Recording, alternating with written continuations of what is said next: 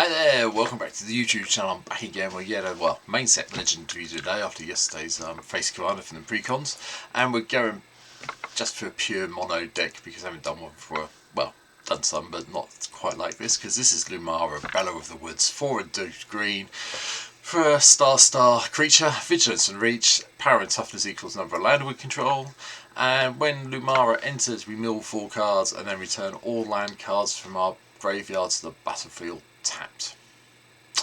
Notice it's all land cards, not the ones we just milled. That does have quite a bit to say about this deck. I think this is fun, this is good.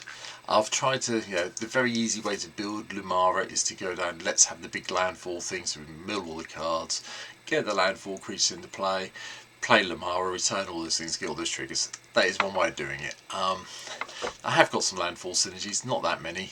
I decided to try and avoid that way of doing it. I tried to go for something a bit more fun, because basically I want to play a big dumb green deck, and that's what I've done with Lumra, so here we go.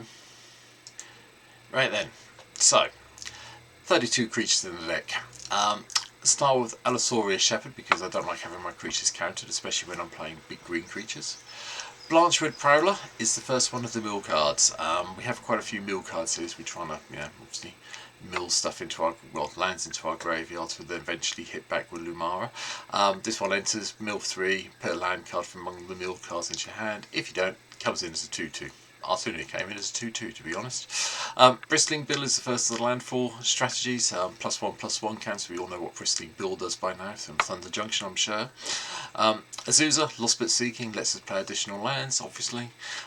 Dune Chanter, bit of a strange one, I'm sure you'll agree, because we're not really caring about deserts. This is not a desert-faced deck, but tap, mill 2, gain a life for each land milled this way is very useful, and it has sneaky reach that people forget about when they attack with their small flyers at the moment, which is nice for us.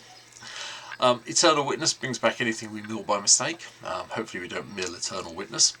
Nissa, Vastwood Seer, does the whole get a forest and then flips into the Sage Animus, so we can get the 4/4 legendary elemental, or -7 untap 6 lands, they become elementals. They're still lands, you know the score. Ruminant Excavator, in case things are pear-shaped, we do need to play lands from our graveyard, we can play them with the Ruminant. Ronus, the Indomitable, giving our creatures trample, because it's one thing that Lumra is really missing that does need to happen. So paying the 3, giving +2/+0 and trample to the end of turn really does help. Selvala, Hearth of the Wilds, probably means you will be drawing cards quite often, and the mana combination is great when we get all that extra green mana kicking around. Titania, Voice of Gaia, whenever one or more lands are put into your graveyard from anywhere, we gain 2 life. Nice little trick with Lumra, and we do have the other half to transform her into Titania, Gaia Incarnate if we need to at some stage, so bear that in mind. Brawn is here, hopefully we'll get this in the graveyard quite quickly to give everything trampled. That's one of the downsides with this deck. I have to say this, that trample's a bit rare, so unless we're going to pay mana to do it, but hopefully Brawn in the graveyard, and with the milling we have we should be able to get Brawn in the graveyard to give everything trample, so I will be happy. Bristlebud Farmer gives us a couple of food tokens, and then attacks we get to mill if we sack a food. If you do, mill 3 cards, maybe put a permanent card from among them into your hand, but it's a 5/5 for 4 mana that, ignore all the other stuff. Having a 5/5 for 4 mana is pretty good, and it comes with trample built in. I'm happy with this. Kazor, the Ruthless Stalker, creature you control deals combat to a down player, gets to put some +1/+1 counters around. Goreclaw cuts down the cost of our creatures with power 4 or more. Mineshaft Spider enters the battlefield when we mill 2 and gives us another way of reaching to block some of the flyers that are prevalent at the moment. Well, which are turning up more regularly, not prevalent at the moment. At the moment on MTGO, but I'm seeing a few more, so I wanted a bit more sneaky reach in the deck.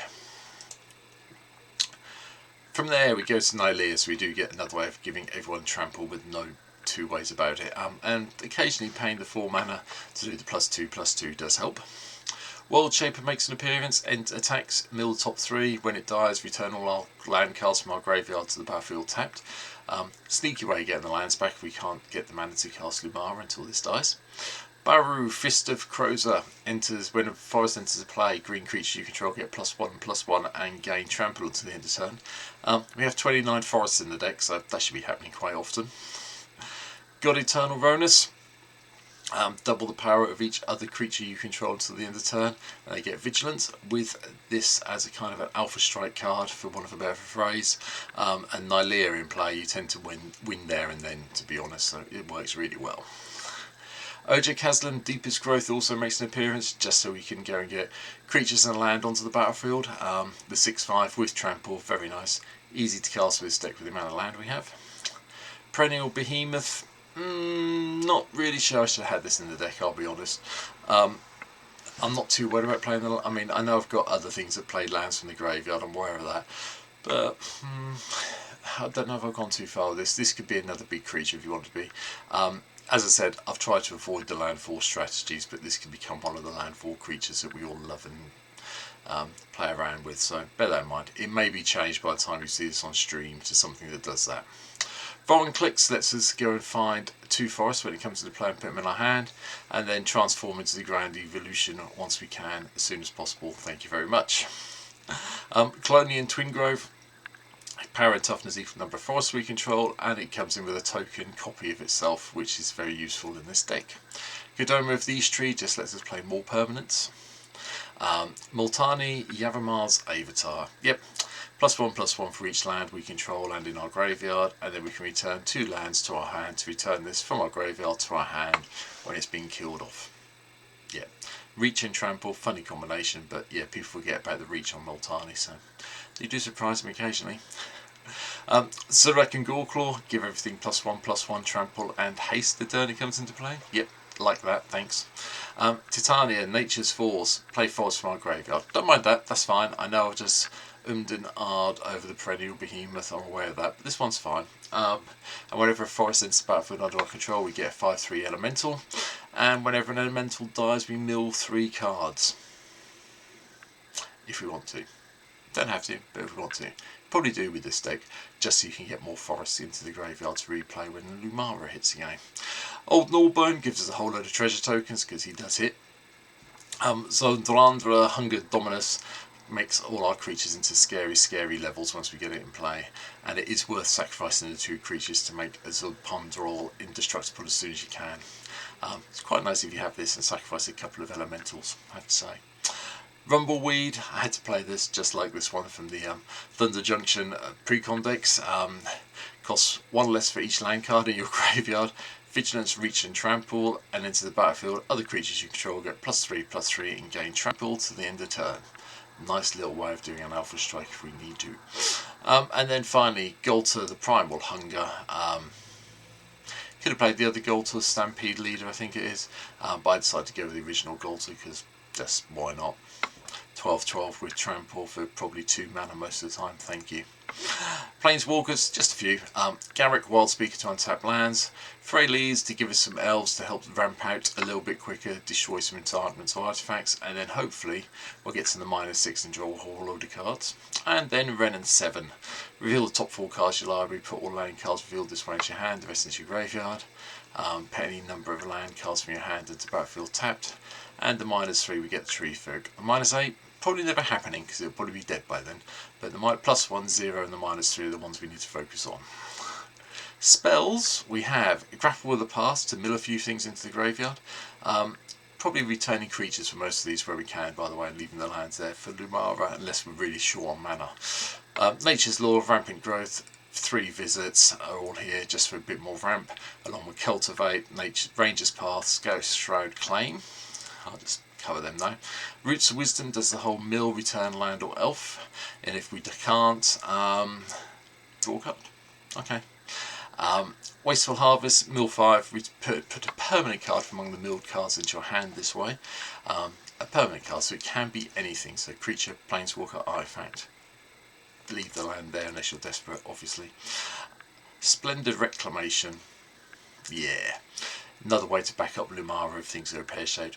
Return all the lands from our battle graveyard to the battlefield tapped. Sudden Reclamation lets us put the top 4 cards of our library into the graveyard, then return a land and a creature card from your graveyard to your hand. Helps. And Primal Command, yeah. Target player shuffles their graveyard into the library. We have a bit of a backup in case things go pear-shaped. Gain some life, bounce a permanent, find a creature. You know the score of Primal, it's here. Artifacts, yeah. Amulet of Vigour. Great if we have it in play when we cast Lumra, because all those lands then come into play untapped and gives us a whole load of extra mana. Bear it in mind. Elixir of Immortality, the whole shuffle back in when things go pear-shaped. Shard of Broken Glass is a little bit of fun. Attack with it, equip it to a creature, attack and mill some cards. We get some lands in the graveyard, hopefully for Lumra to bring back in. Horn of the Mark, whenever 2 or more creatures attack, look at the top 5 cards, reveal a creature card, and then the rest go on the bottom of our library. Just like this, it's just a nice legendary artifact that lets us get some more creatures going, so it's all good from my point of view. The boots are here just to protect Lumra. Crucible of Worlds, again another one I'm not sure if we need it. It could come in as one of the other landfall creatures. You may play land cards from your graveyard, we all know what it does. We've got enough ways, I think, now I think about it, of getting our lands from our graveyard back into play, so it may be again when you see this on stream, Crucible of Worlds will be gone. If I do change the deck, I'll put a note, I'll do a comment on the video and let you all know what cards I've taken out and what I've replaced them with. I'm still umming and ahhing at the moment, so bear with me.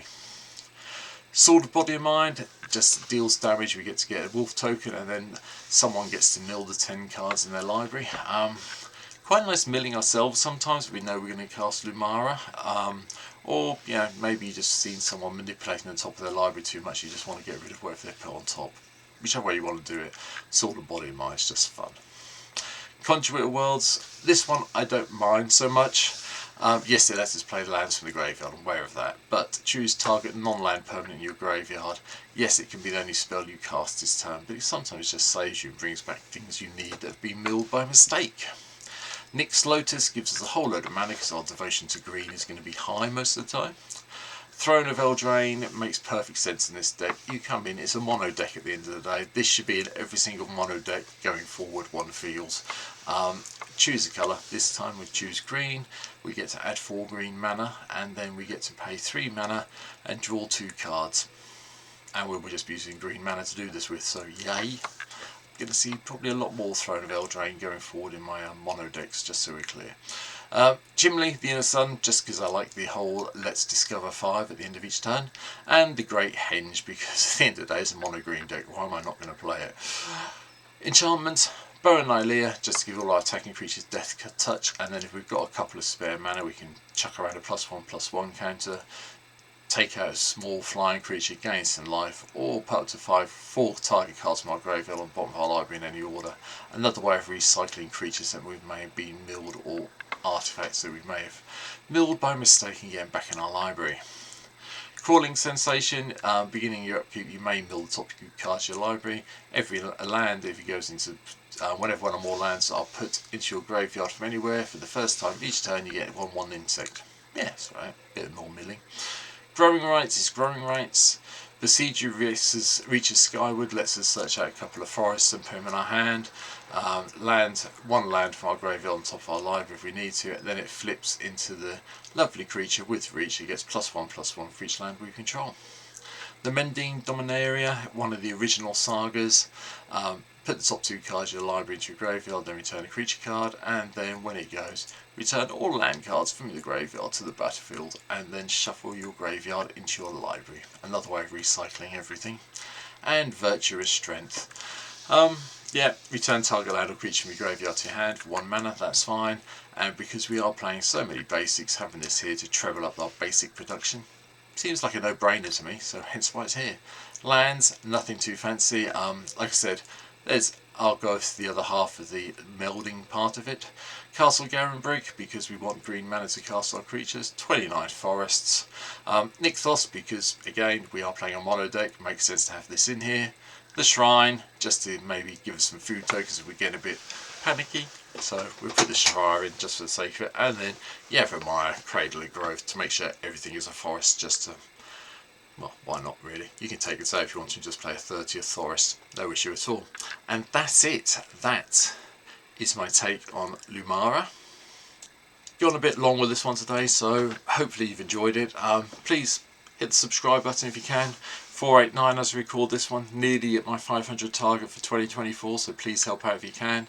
I'll be playing Lumra as soon as I get around to streaming again, once my late nights at work are finished. And yeah, that's it for now. Link down below to Twitch. Hopefully you'll come back tomorrow for some more videos. See you soon. Bye.